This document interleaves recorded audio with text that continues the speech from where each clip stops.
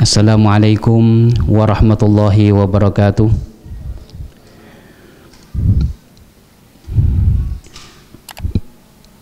Innal hamdalillah nahmaduhu wa nasta'inuhu wa nastaghfiruh wa na'udzubillahi min syururi anfusina wa sayyiati a'malina may yahdihillahu fala mudilla lahu wa may yudlil fala hadiyalah wa asyhadu an la ilaha illallah wahdahu la syarika lah wa asyhadu anna Muhammadan abduhu wa rasuluh.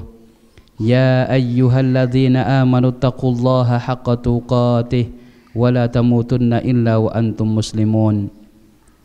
Amma ba'du fa inna asdaqal hadisi kitabullah wa khairal hadyi hadyu Muhammadin sallallahu alaihi wasallam wa syarral umuri muhdatsatuha wa kullu muhdatsatin fid dini bid'ah wa kullu bid'atin dhalalah wa kullu dhalalatin finnar.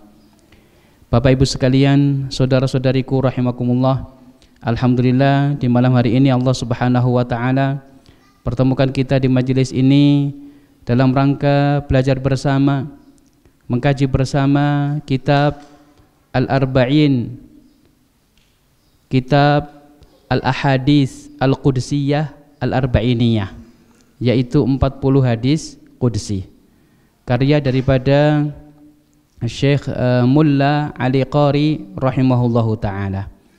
Dan kita sampai pada hadis yang ke-6.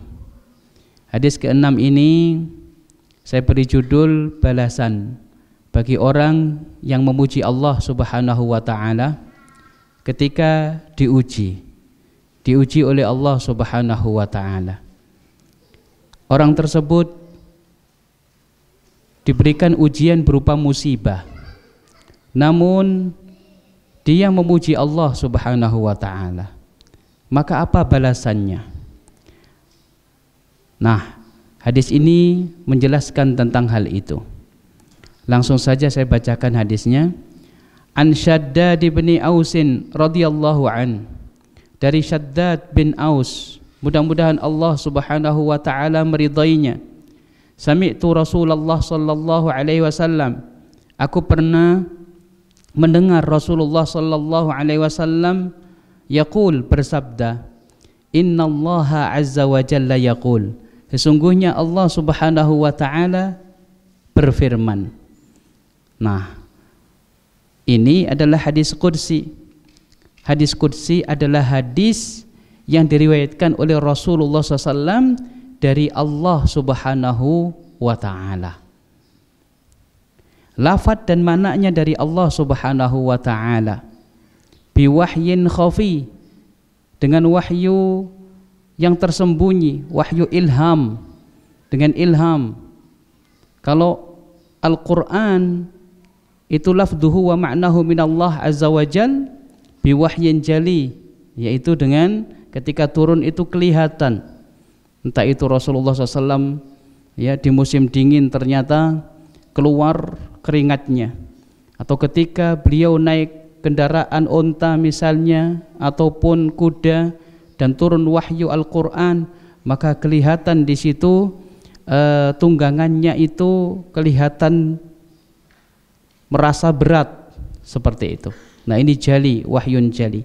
Sedangkan hadis qudsi ini biwahyi ilham, yaitu tidak nampak ya, dengan ilham dari Allah subhanahu wa ta'ala. Jadi hadis qudsi itu hadis yaitu firman Allah, kalamullah, yang mana diriwayatkan oleh Rasulullah sallallahu alaihi wasallam. Allah subhanahu wa ta'ala berfirman, inni idabtalaitu abdan, sesungguhnya ketika aku menguji seorang hamba, min ibadi mu'minan, dari hamba-hambaku yang beriman, fahamidani, kemudian dia memujiku, ala mabtalaituhu, memujiku atas musibah tersebut. Jadi diuji oleh Allah dengan diturunkan musibah kepada dia, ternyata dia memuji Allah subhanahu wa ta'ala atas musibah itu. Luar biasa. Ini berarti derajatnya bukan derajat sabar, tapi derajatnya syukur. Luar biasa.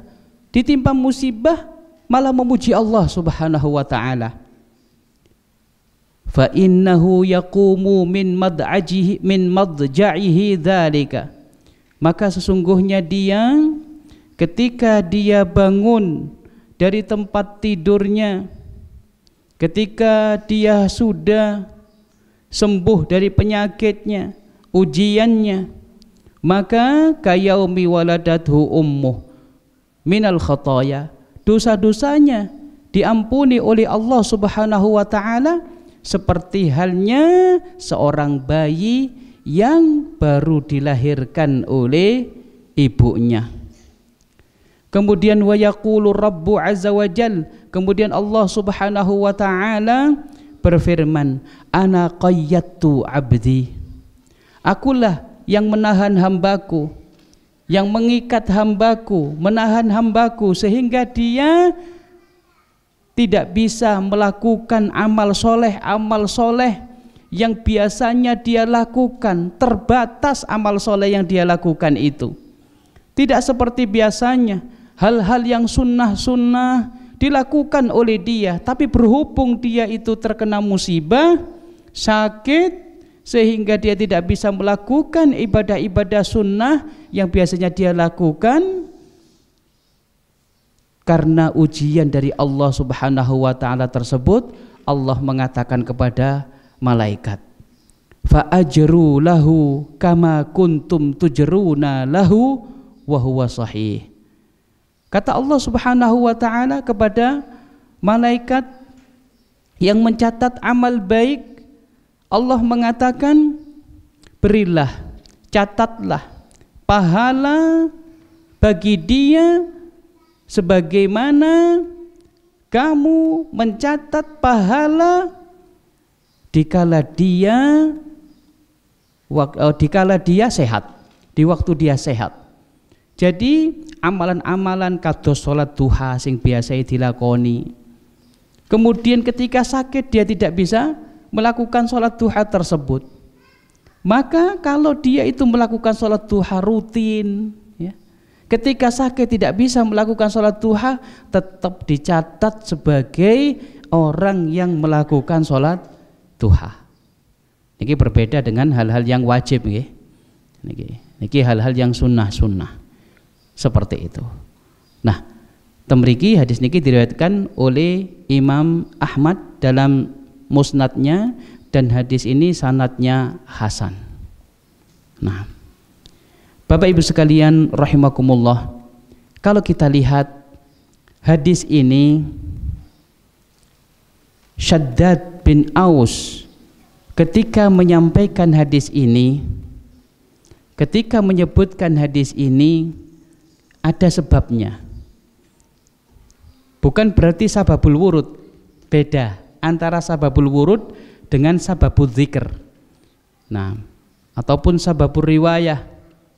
Nah, kalau sababul wurud itu berarti sebab kenapa Rasulullah SAW menyampaikan hadis tersebut. Niku sababul wurud. Kalau sababul dzikr, sabab periwayatan, sebab meriwayatkan, itu berarti dari sahabat ini apa sebabnya dia meriwayatkan hadis ini.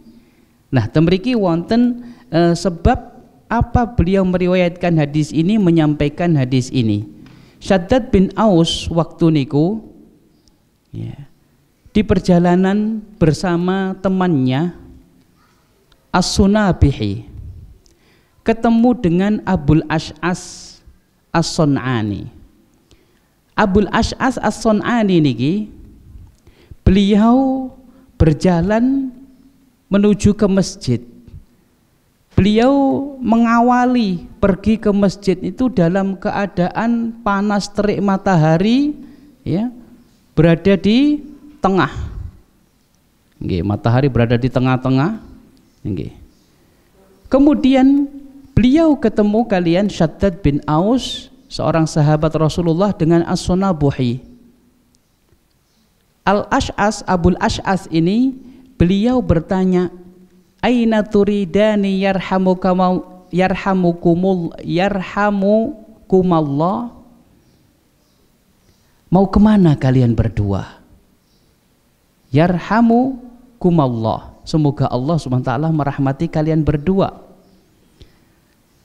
Beliau berdua menjawab, nuridu hahuna ila akhin lana maridun. Kita berdua ingin mengunjungi, menjenguk saudara kita yang sedang sakit. Subhanallah.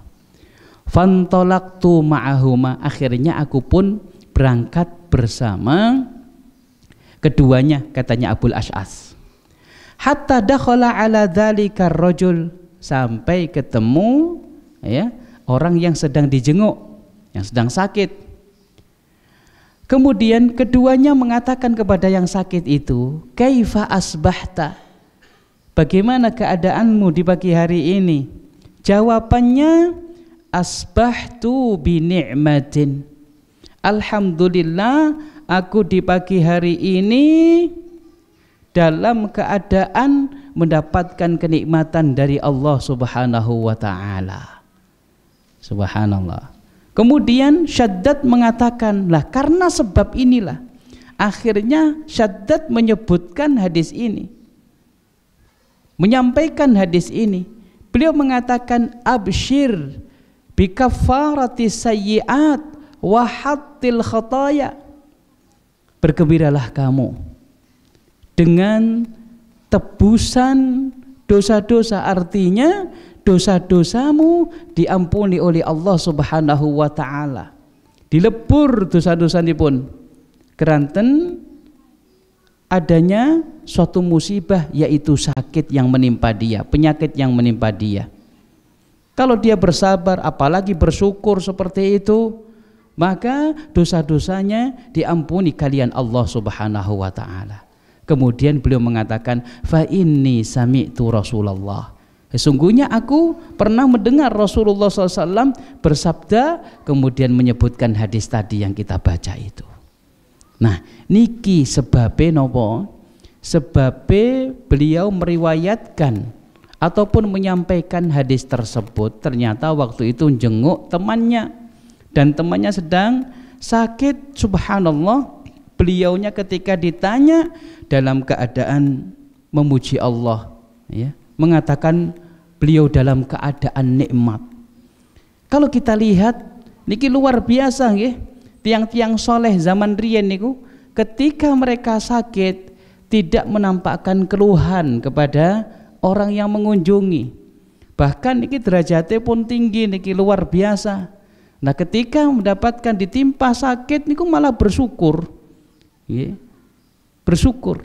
Kemudian juga kalau kita lihat hadiyus salaf, petunjuk daripada salafus soleh, ketika ada temannya yang sakit, ya, mereka mengunjungi orang yang sakit.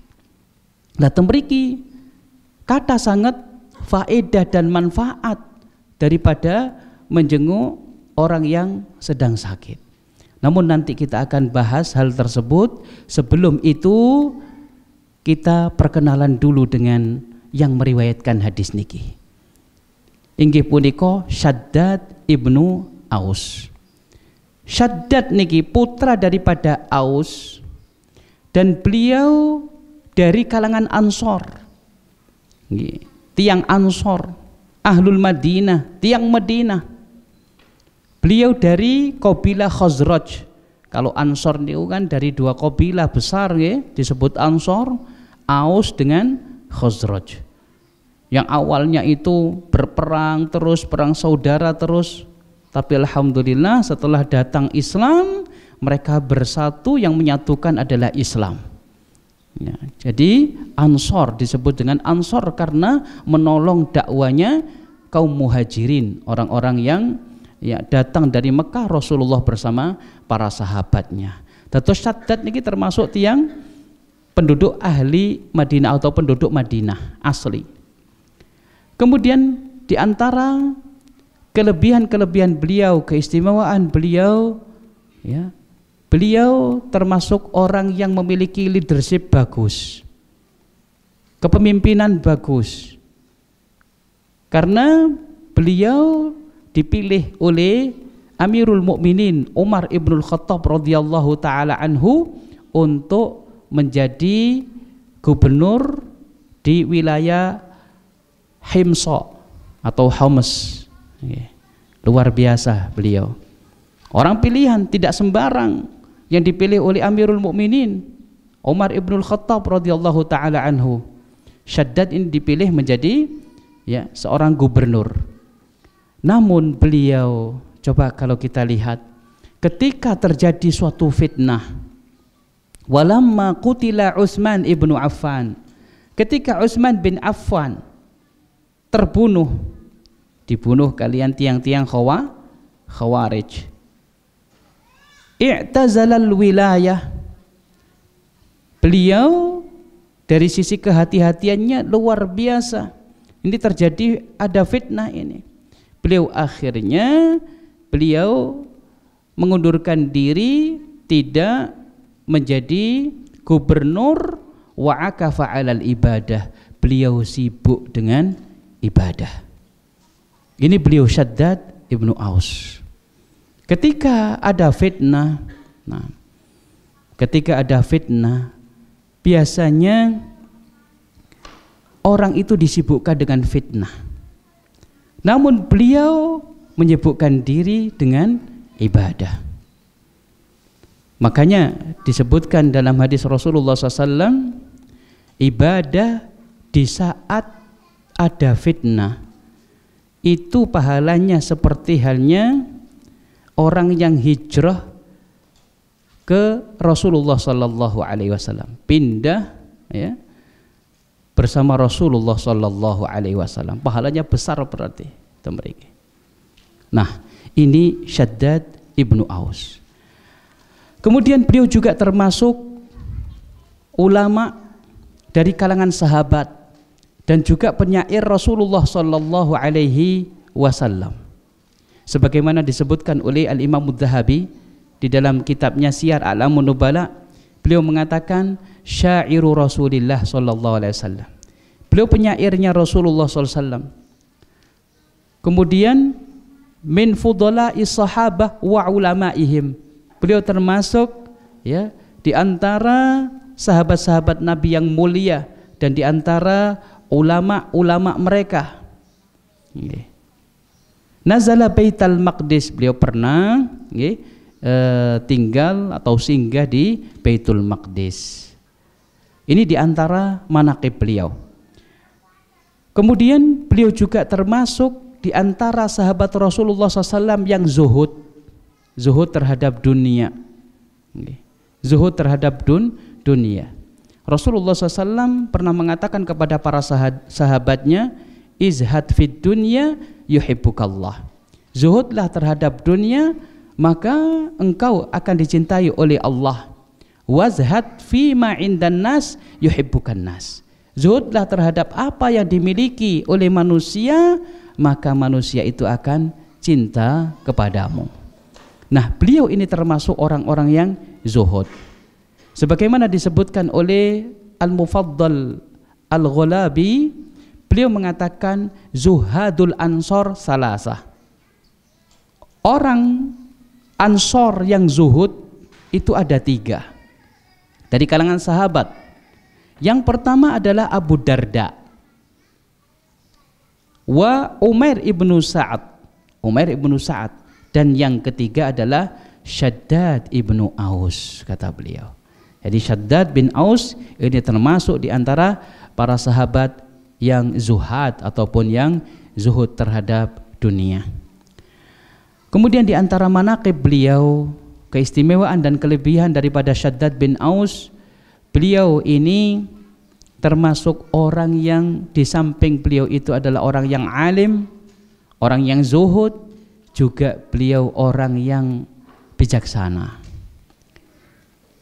Tidak mudah marah, bisa menahan amarahnya, sebagaimana disebutkan oleh Sufyan ibnu Uyainah, qala Abu Darda, kata beliau Abu Darda radhiyallahu taala anhu mengatakan, inna Syaddad ibna Aus utiya ilman wa hilma.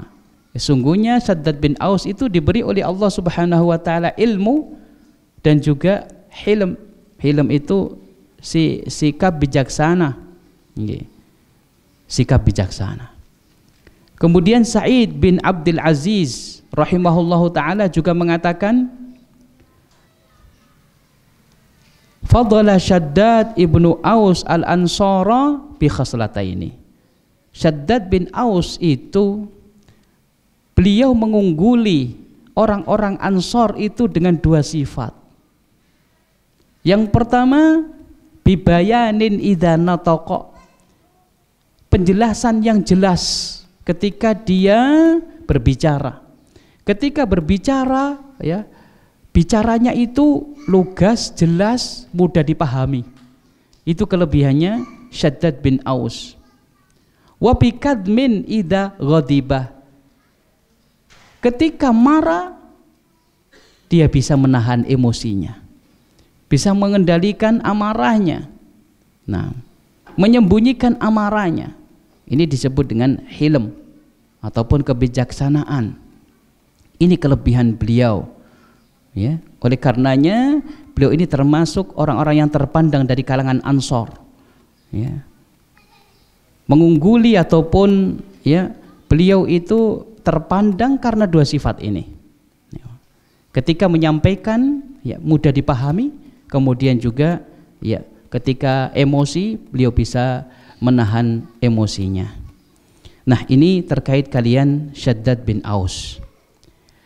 Kalau kita lihat dari sisi matan, maka beliau meriwayatkan dari Rasulullah SAW meriwayatkan dari Allah Subhanahu wa taala. Allah Subhanahu wa taala berfirman, inni idab talaitu abdan, sesungguhnya aku ketika aku menguji seorang hamba di antara hamba-hambaku yang beriman, kemudian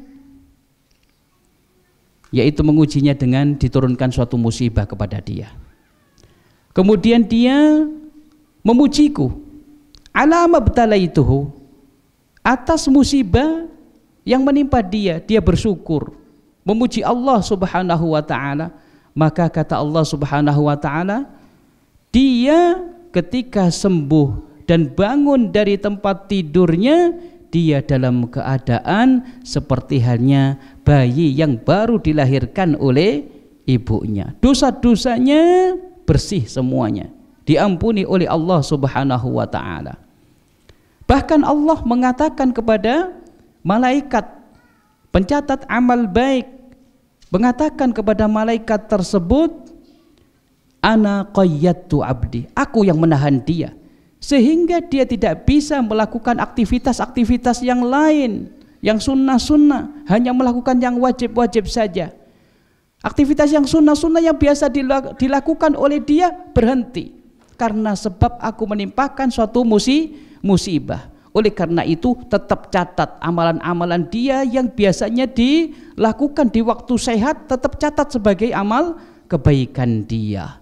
Subhanallah. Ini menunjukkan juga kasih sayang Allah, rahmat Allah Subhanahu wa taala terhadap hambanya yang beriman. Bapak Ibu sekalian, saudara-saudariku rahimakumullah, terkait dengan matan hadis ini ada 5 poin yang akan saya sampaikan. Yang pertama adalah kedudukan syukur. Kemudian yang kedua, buah manis daripada bersyukur. Dan poin yang ketiga, manfaat dan keutamaan menjenguk orang sakit. Kemudian yang keempat, musibah merupakan pelebur dosa. Dan yang kelima, pahala kebaikan yang kontinu dilakukan oleh seseorang ketika waktu sehat akan terus dicatat oleh malaikat sebagai pahala kebaikan dia ketika dia ada udzur sakit ataupun bepergian, dicatat sebagai amal kebaikan dia meskipun dia tidak bisa melakukan karena ada udzur. 5 hal ini yang akan kita kupas, kita ulas bersama pada kajian kita. Yang pertama, kedudukan syukur. Kalau kita lihat orang tadi itu ketika dijenguk oleh Syaddad bin Aus dan ditanya bagaimana keadaanmu, jawabannya, alhamdulillah ana fi ni'matin. Alhamdulillah saya dalam keadaan mendapatkan suatu kenikmatan. Saya berada pada kenikmatan. Ini luar biasa, memuji Allah Subhanahu wa taala. Dalam hadis tadi juga disebutkan, ketika Allah menguji seseorang hamba yang beriman kemudian ternyata memuji Allah, diuji dengan musibah, tapi ternyata fahamidani, kata Allah, dia memujiku. Alama ibtala itu, terhadap musibah tersebut, subhanallah, memuji Allah subhanahu wa ta'ala. Lah, temriki, kalau kita lihat dari perkataan para ulama, berarti derajatnya syukur itu letaknya di mana? Apakah syukur ini letaknya sama dengan sabar ataukah lebih tinggi? Temriki Ibnul Qayyim rahimahullahu ta'ala, beliau menyebutkan di dalam kitabnya Audatus Sabirin, yaitu bekal orang-orang yang sabar. Beliau menyebutkan wal masaib allati tahullu bil abad, musibah-musibah yang menimpa seorang hamba, walaysa lahu hilah, tidak ada bagi seorang hamba itu bisa menghindar dari musibah tersebut, tidak bisa juga menolak. Kamauti man ya'izzu alai, seperti kematian orang yang dia cintai, yang dia sayangi. Wasariqati malih, seperti halnya hilangnya harta dia, dicuri oleh orang misalnya, ataupun jatuh dompetnya di jalan, ini juga musibah. Wa maradih, ataupun dia dalam keadaan sakit, tidak bisa menolak, tidak bisa ngeles ataupun menghindar, tidak bisa sudah. Yang musibah Allah kehendaki itu. Wa nahwu dzalik, dan yang semisalnya, fa inna lil abdi fiha arba'u maqamat. Maka di sini hamba Allah itu, kata Ibnul Qayyim, ada 4 makom ketika menghadapi sikap mereka dalam menghadapi musibah yang menimpa dia. Itu ada 4 makom. Makom yang paling rendah, napa? Makomul ajiz katanya, yaitu makom yang, yaitu al-ajiz ini lemah, makom yang paling lemah. Apa itu? Makomul jaza wasyakwa wasakhat, yaitu ketika orang tersebut ditimpa musibah, ternyata dia itu menggerutu, mboten sabar, terus mengeluh, bahkan tidak terima dengan adanya musibah tersebut. Kenapa harus saya? Kenapa bukan orang lain? Padahal kemarin saya juga terkena musibah ini, sekarang dikasih musibah lagi. Kemudian mengeluh, menangis, meronta-ronta, kemudian dia tidak rela atas musibah tersebut. Nah, ini makomul ajiz, makom yang paling lemah, tingkatan yang paling rendah dan paling lemah, temriki. Kemudian beliau mengatakan, wahada ma la yaf'aluhu illa aqallun nasi aqlan wa dinan wa muru'atan. Tidak melakukan hal tersebut kecuali orang yang pertama akalnya minim, kata beliau, kemudian agamanya juga minim, kemudian muru'ah, dari sisi harga dirinya juga rendah. Ini kata Ibnul Qayyim rahimahullahu ta'ala, ini tingkatan yang paling rendah. Kemudian ada tingkatan atasnya, tingkatan yang kedua, yaitu maqamus sabr, tingkatan kesabaran. Ini di atas maqamul ajiz, maqam yang lemah. Nah, yang maqam yang kedua ini, tingkat sabar ataupun tingkatan ya kesabaran, yaitu ketika diuji orang tersebut sabar. Sabar ini pun ada dua macam. Bisa jadi sabar itu memang karena Allah Subhanahu wa ta'ala, ridho, sabar terhadap ujian tersebut, dia mengharapkan pahala dari Allah Subhanahu wa ta'ala, dia bersabar di sini.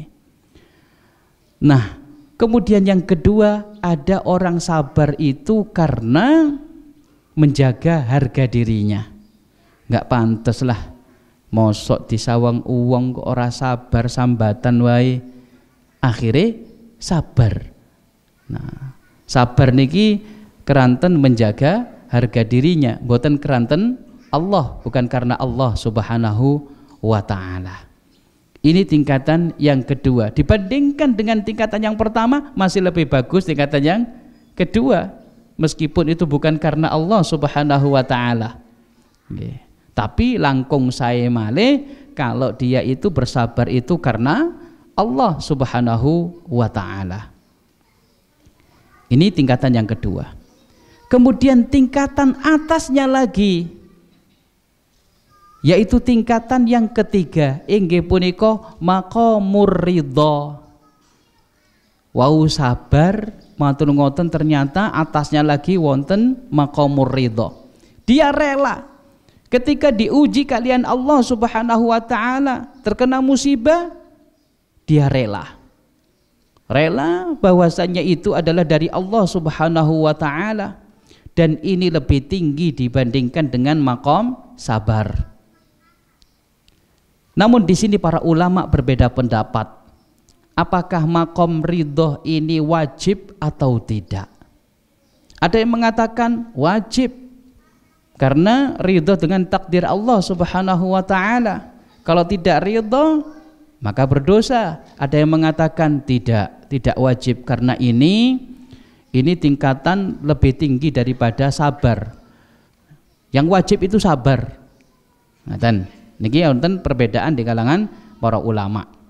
Nah, adapun sabar niki para ulama sudah sepakat bahwasannya ketika seseorang mendapatkan suatu musibah, nggih, sabar niki wajib. Para ulama sepakat bahwasanya sabar niki ketika seseorang ditimpa musibah wajib untuk melakukan sabar itu. Niki tingkatan ingkang nomor 3. Kemudian tingkatan ingkang nomor sekawan, ini yang paling tinggi, inggih punika maqamus syukur. Nggih, derajat ataupun tingkatan syukur. Disukani musibah kali Allah, ditimpa musibah, diturunkan musibah kepada dia, ternyata dia itu bersyukur, memuji Allah Subhanahu wa ta'ala. Loh, kok sakit bersyukur? Nggih, bisa jadi dia melihat orang yang ujiannya lebih berat, sehingga dia pun bersyukur, alhamdulillah aku jek loro seperti ini, sedangkan si fulan lebih daripada aku. Bisa jadi dia ketika ditimpa musibah itu, dia bersyukur itu dikarenakan melihat makom syukur ini makom yang tinggi, dan pahala-pahalanya itu luar biasa, sehingga dia bersyukur. Bisa jadi dengan seperti itu selama ini tingkatan keimanannya pun sudah menggunung, sudah tinggi. Dia melihat bahwasanya nikmat Allah yang telah diberikan kepada dia itu sudah banyak sekali, sehingga ketika diuji oleh Allah, ya, kena musibah, maka di sini dia bersyukurnya luar biasa, karena musibah itu pun tidak lain adalah bagian daripada rahmat Allah. Keranten kalau seseorang itu sabar atau bahkan bisa bersyukur, nanti itu merupakan pelebur dosa. Dan juga ketika dosanya seseorang sudah habis diampuni oleh Allah, ya, tapi dia tetap bersyukur ketika mendapatkan ujian, musibah, derajatnya pun diangkat oleh Allah Subhanahu wa ta'ala. Keranten terkadang orang itu bisa mendapatkan derajat tinggi di sisi Allah dengan cara bersyukur ataupun bersabar ketika ditimpa suatu musibah. Derajat tinggi terkadang tidak bisa diraih oleh seseorang dengan amal solehnya dia. Bisa jadi belum bisa diraih dengan amal solehnya dia. Tapi dengan ditimpakan musibah kepada orang tersebut sehingga dia bersabar ataupun ridho ataupun syukur, akhirnya derajatnya ditinggikan oleh Allah Subhanahu wa ta'ala. Nah niki dados derajat syukur niki ternyata dia lebih tinggi dibandingkan derajat ridho. Derajat ridho lebih tinggi dibandingkan kali derajat sabar. Derajat sabar lebih tinggi dibandingkan dengan derajat yang lemah tadi itu, tidak ketika ditimpa musibah dia tidak rela, kemudian dia menggerutu, marah-marah, nggih. Seperti itu. Dados syukur niki derajat ingkang paling tinggi. Nah, temriki. Kemudian buah manis daripada bersyukur niki ternyata luar biasa disebutaken kalian Allah Subhanahu wa taala di dalam surat Az-Zumar ayat 7, bahwasannya orang yang bersyukur itu ataupun syukur itu menyebabkan seseorang mendapatkan ridho daripada Allah Subhanahu wa ta'ala, mendapatkan ridho Allah Subhanahu wa ta'ala. Allah Subhanahu wa ta'ala berfirman, wa in tashkuru yardahu lakum. Jika kalian itu bersyukur kepada Allah, maka Allah Subhanahu wa ta'ala niku ridho. Yardahu lakum. Allah Subhanahu wa ta'ala ridho terhadap kalian. Nah, temriki. Dados jalan untuk meraih ridho Allah ternyata kalian bersyukur. Bersyukur ketika mendapatkan nikmat dari Allah Subhanahu wa ta'ala, niku pun sedikit orang yang mau bersyukur ketika mendapatkan nikmat-nikmat niku. Allah mengatakan wa qalilum min ibadiya asyakur. Sedikit sekali hamba-hambaku yang bersyukur. Nopo malih ketika ditimpa musibah bersyukur. Berarti ini sangat-sangat sedikit orang yang bisa seperti itu. Ini orang-orang khusus ketika ditimpa musibah bersyukur. Nopo malih ketika mendapatkan kenikmatan, ditimpa musibah saja bersyukur. Dados niki saged menyebabkan seseorang mendapatkan ridho Allah Subhanahu wa ta'ala. Kemudian yang kedua, syukur niku sebagai sebab diselamatkan seseorang dari siksa Allah Subhanahu wa ta'ala. Allah Subhanahu wa ta'ala sampun dawuh dalam surat An-Nisa ayat 147, ma yaf'alullahu bi'adabikum in syakartum wa amantum. Allah Subhanahu wa ta'ala tidak akan mengadab kalian jika kalian itu bersyukur dan juga beriman kepada Allah Subhanahu wa ta'ala. Nah, temriki dados kunci daripada seseorang itu bisa selamat dari siksa Allah Subhanahu wa ta'ala, inggih punika kalian bersyukur kepada Allah Subhanahu wa ta'ala. Kemudian yang ketiga, syukur niku sebab bertambahnya kenikmatan saking Allah Subhanahu wa ta'ala. Dan ini yang masyhur, Allah berfirman, la in syakartum la azidannakum. Jika kalian itu bersyukur, maka aku akan tambahi nikmatku kepadamu. La azidannakum, sungguh aku akan tambahi kenikmatan kepadamu. Nggih, niki sampun isya. Nggih, kita dengarkan adzan terlebih dahulu. Baik, kita lanjutkan terkait kalian buah manis daripada syukur. Nggih, pertama wau syukur niku sebab mendapatkan ridho Allah. Yang kedua, syukur niku menyebabkan seseorang niku diselamatkan kalian Allah dari siksanya. Kemudian yang ketiga, syukur niku sebab bertambahnya kenikmatan. Dan yang keempat, sebagaimana disebutkan dalam hadis niki, syukur niku sebab mendapatkan ampunan dari semua dosanya. Tentunya ini dalam keadaan khusus ketika dia ditimpa musibah, kemudian dia bersyukur kepada Allah, ternyata diampuni dosa-dosanya semuanya. Seperti halnya seorang bayi yang baru dilahirkan oleh ibunya.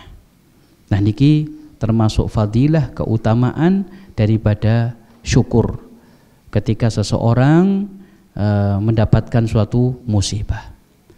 Kemudian poin yang ketiga, apa manfaat dan keutamaan menjenguk orang sakit? Di sana banyak sekali manfaatnya. Di sana banyak sekali keutamaannya menjenguk orang yang sedang sakit. Di antara manfaat menjenguk orang yang sedang sakit, pertama, manfaat itu kembali kepada orang yang dijenguk. Nopo? Berupa penguatan batin.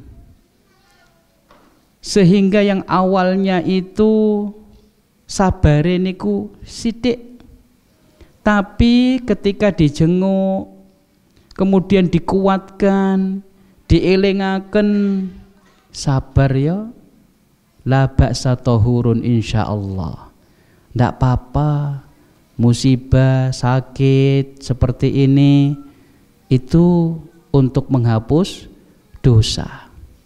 Sehingga dia pun ingat, sehingga dia pun ya, sabarnya bertambah, bahkan bisa jadi meningkat menjadi ridho, bahkan bisa jadi meningkat menjadi bersyukur. Berarti menjenguk orang yang sedang sakit memiliki wonten manfaat yang kembali pada orang yang sakit. Tentunya ya, ketika mengunjungi ya, dengan adab dan tata krama. Temriki juga termasuk masuk bab nopo? At-tawasi bil haqqi wat tawasi bis sabr. Saling menasehatkan nopo? Kebenaran dan juga kesabaran mereka. Karena tiang dalam keadaan seseorang ketika dalam keadaan diuji, terkena musibah, ini butuh penguat.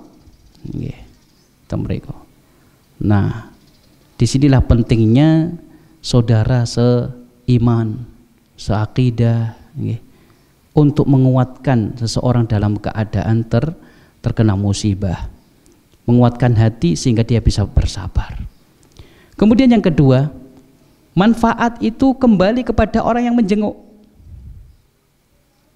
Apa manfaatnya?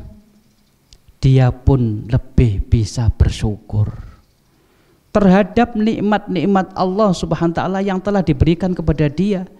Nikmat sehat, kemudian nikmat iman, nikmat Islam, nikmat-nikmat yang begitu banyaknya, terutama yang berhubungan dengan orang yang sedang terkena musibah, nikmat sehat wal afiyah.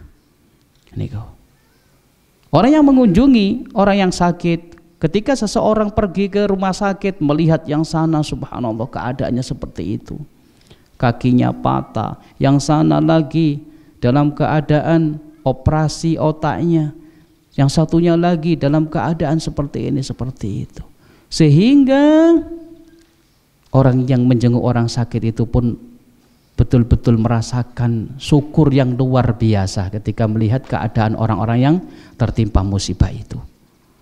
Niki diantara manfaatnya. Adapun keutamaan yang disebutkan dalam syariat bagi orang yang menjenguk orang yang sakit, nopo pertama?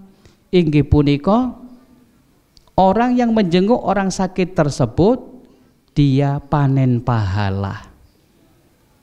Kok bisa disebut panen pahala? Nggih, seperti halnya orang yang panen buah-buahan di surga. Niki disebutaken kalian Kanjeng Nabi SAW. Innal muslima, sesungguhnya orang muslim, idza ada akhahu, ketika dia itu menjenguk saudaranya yang sedang sakit, lam yazal fi khurfatil jannati hatta yarji. Dia itu ibarat orang yang sedang panen buah-buahan di surga. Maksudnya apa? Beliau itu orang yang menjenguk orang sakit itu, dia itu dalam keadaan panen pahala. Hatta yarji, sampai dia kembali pulang ke rumah. Hadis niki diriwayatkan kali Imam Muslim. Niki keutamaan orang yang menjenguk orang sakit. Sebelumnya juga kita sebutkan hadis qudsi juga sebelumnya, keutamaan orang yang menjenguk ya saudaranya yang sedang sakit. Kemudian yang kedua, inggih punika 70 ribu malaikat itu mendoakan orang yang menjenguk saudaranya yang sedang sakit. Tetangganya yang sedang sakit dia jenguk, ternyata mendapatkan doa dari 70 ribu malaikat. Ini luar biasa niki. Nggih. Temriki wonten hadis ingkang diriwayataken kalian Ali bin Abi Thalib radhiyallahu taala anhu, beliau mengatakan sami'tu, aku pernah mendengar Rasulullah SAW bersabda, ma min muslimin ya'udu musliman godwatan, seorang muslim tidaklah dia menjenguk saudaranya sesama muslim yang sedang sakit di waktu pagi hari, illa shalla alaihi sab'una alfa malakin, kecuali 70 ribu malaikat mendoakan dia di pagi hari itu, hatta yumsi, sampai sore hari. Dan sebaliknya, wa in ada asyiyatan, dan ketika dia itu menjenguknya di waktu sore, illa shalla alaihi sab'una alfa malakin hatta yusbih, maka 70 ribu malaikat itu mendoakan dia di sore hari itu sampai di pagi hari. Nah, hadis ini diriwayatkan oleh Imam Tirmidzi dan disahihkan oleh Syekh Al-Albani rahimahumallahu taala. Ini merupakan keutamaan menjenguk orang yang sakit. Nah niki. Kemudian poin yang keempat, inggih punika musibah merupakan pelebur dosa. Sebagaimana disebutkan dalam hadis tadi. Hadis tadi juga memiliki syahid, penguat dari hadis-hadis yang lainnya.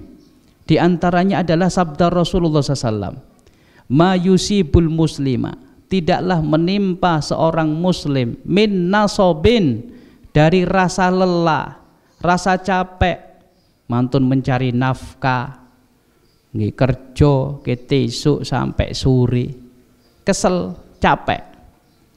Ternyata rasa capek itu ketika seseorang itu sabar, ternyata mboten sia-sia, dibarengi dengan keimanan loh nggih. Nggih. Ternyata mboten sia-sia. Kata Rasulullah, tidaklah seseorang itu ditimpa rasa capek, wala wasobin, dan rasa sakit, wala hammin, dan rasa kekhawatiran, khawatir anaknya nanti ya apa, masa depannya, khawatir ya anaknya yang sedang di pondok, wah khawatir sakit, khawatir ini, kekhawatiran apapun terkait dengan nafkah, rizki, khawatir dan sebagainya, kekhawatiran itu. Kemudian wala khuznin, dan juga rasa ataupun ditimpa rasa sedih, wala ada, dan gangguan dari manusia yang menzalimi dia misalnya, wala ghammin, atau ditimpa rasa gelisah, hatta syaukah yushakuha, sampai dia terkena duri ya. Illa kaffarallahu biha min khotoya, semuanya ini ternyata bisa melebur dosa, bisa menghapus dosa, menghilangkan dosa seseorang ketika seseorang itu bersabar. Di sini ternyata semuanya itu mboten muspro, Sampai rasa capek, rasa sakit, gundah gulana, gelisah, kekhawatiran, kemudian juga rasa sedih. Ternyata niku sedanten niku kalau seseorang itu bersabar dan dikembalikan kepada Allah Subhanahu wa taala, maka temriki saged menebus dosa hamba yang beriman. Bapak Ibu sekalian rahimakumullah, poin yang terakhir, poin yang kelima inggih punika pahala kebaikan yang biasa, kebaikan-kebaikan, amalan-amalan sunnah, baik itu sedekah, sholat sunnah, rawatib, sholat sunnah qiyamul lail, witir, tahajud, kemudian sholat duha, ataupun sedekah yang biasanya dirutinkan oleh dia, yang memberikan kepada fakir miskin, kemudian bisa jadi sholat berjamaah yang dia rutinkan terus berada di shaf pertama misalnya, ataupun baca Quran yang dirutinkan tiap hari misalnya 2 halaman misalnya, ataupun 2 lemper, ataupun berapa yang dia rutinkan tiap hari.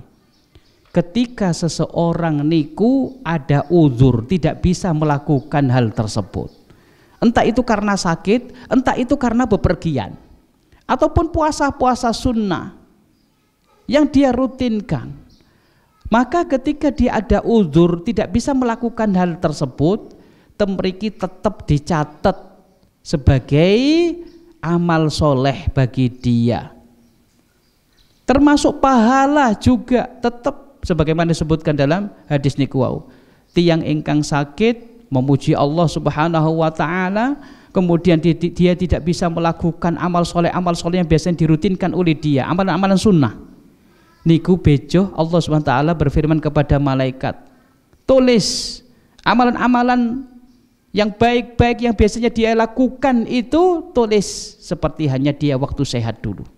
Subhanallah, ternyata tetap mendapatkan pahala-pahala kebaikan-kebaikan yang biasa dia lakukan. Nah, temriki wonten fadilah, keutamaan. Nopo keutamaan nopo? Keutamaan istiqomah di dalam melakukan amalan-amalan sunnah. Oleh karenanya ketika kita sehat, maka hendaknya kita punya amalan-amalan rutin, amalan-amalan sunnah rutin.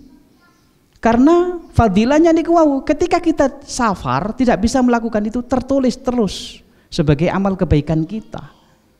Nah, niki saya. Entah itu puasa sunnah, entah itu sholat rawatib, entah itu sholat duha, entah itu baca Al-Quran. Biasanya waktu senggangnya kapan maca Quran? Mantun isya, mantun maghrib, atau sebelum tidur, dirutinakan kados ngoten. Ketika dia tidak bisa melakukan, niku pun tercatat sebagai amal soleh dia.